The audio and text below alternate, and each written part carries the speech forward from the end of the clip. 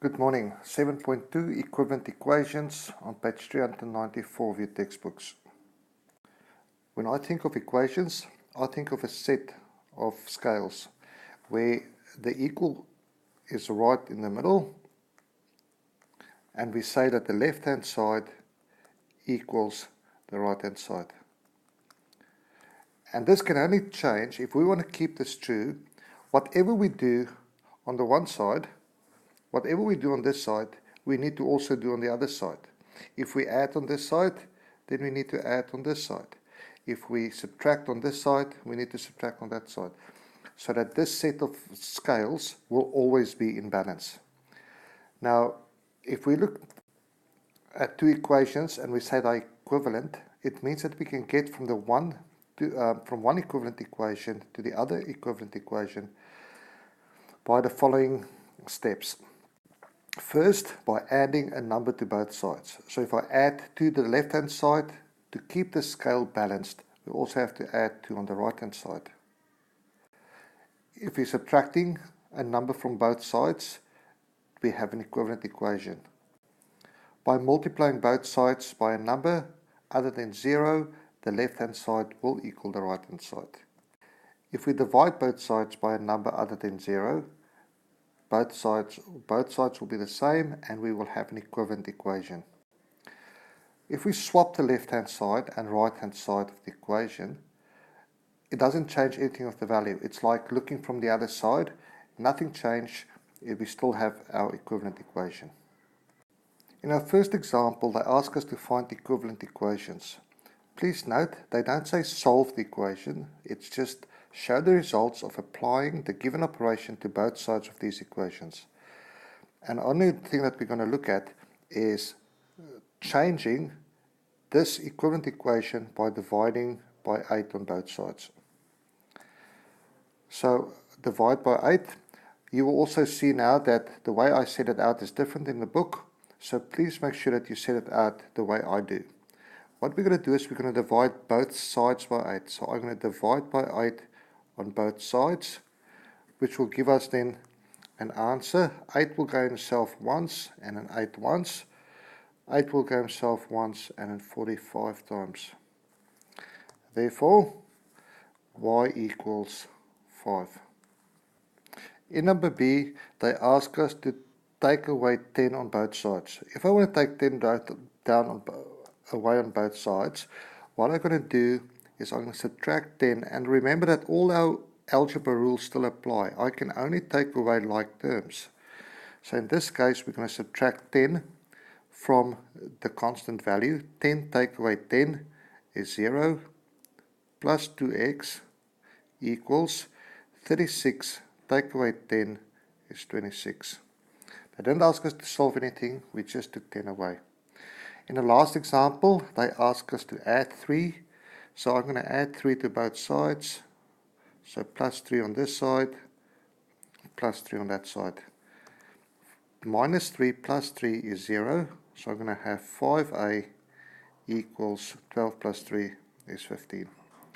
Please notice as I set this out that we're also going to have our equal signs underneath each other. So always keep your equal signs underneath each other in all of these questions. Show your steps underneath and everything should be good. When solving equations algebraically, I need to show my steps. If I don't show my steps, I can't give you any marks. Now, to solve the equation, I want to find the value of my unknown value, or my variable, or my pronumeral. And what I'm going to do is I'm going to make use of a thing called inverse operations. So the operation that will cancel the other operation out. So we want to get rid of negative 4 in this case. And the opposite, the inverse operation of take away 4 is to add 4.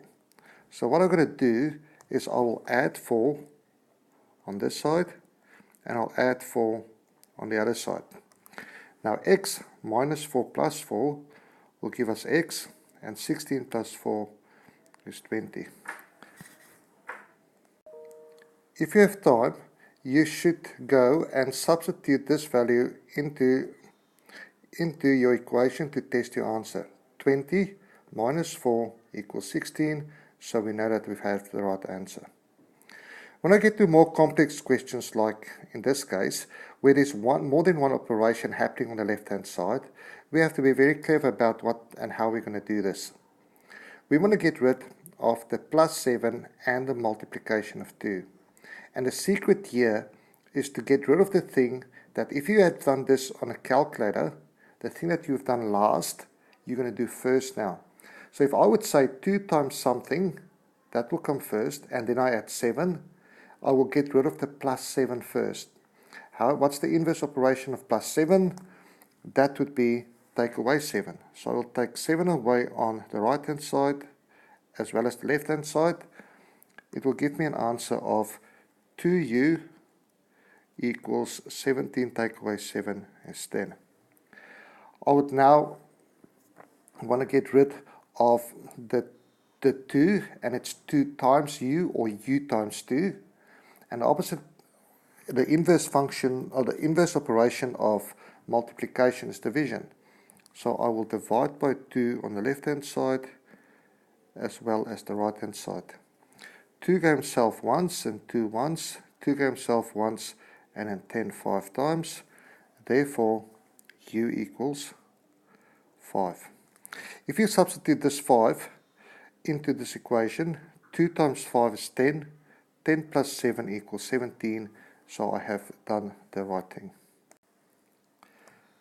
In our last example, we want to find x, upper numeral, but if we have a negative 3x in front of it, and we also have a plus 40. Now remember, we have a positive 40, which we don't write the positive there. So how do I get rid of plus 40? To cancel that out, we'll have to subtract 40. We're going to do that first because it's the furthest apart, it's the furthest disconnected from x. Now 40 take away 40 will give us 0.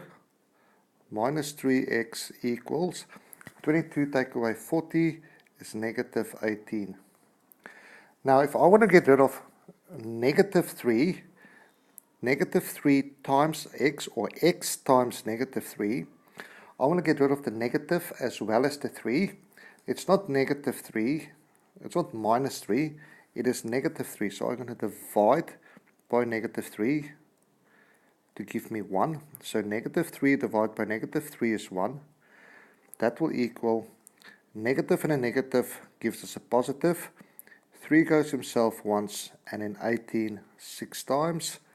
And therefore x equals positive 6. If you want to check your answer now, if I say 3 times 6 is 18, 40 take away 18 is 22, I know I have the correct answer. Pretty much the same as what we've done in algebra in chapter 5. Now there's just the equal sign. I would like you to go and do now the following questions. And just a reminder, please, after you've done every question, mark it.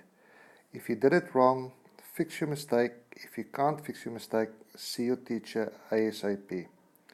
All good. See you next time. Thank you. Just an afternote. Sorry for all the disturbance in the background. Your classmates and your schoolmates are pretty noisy so early on a Monday morning.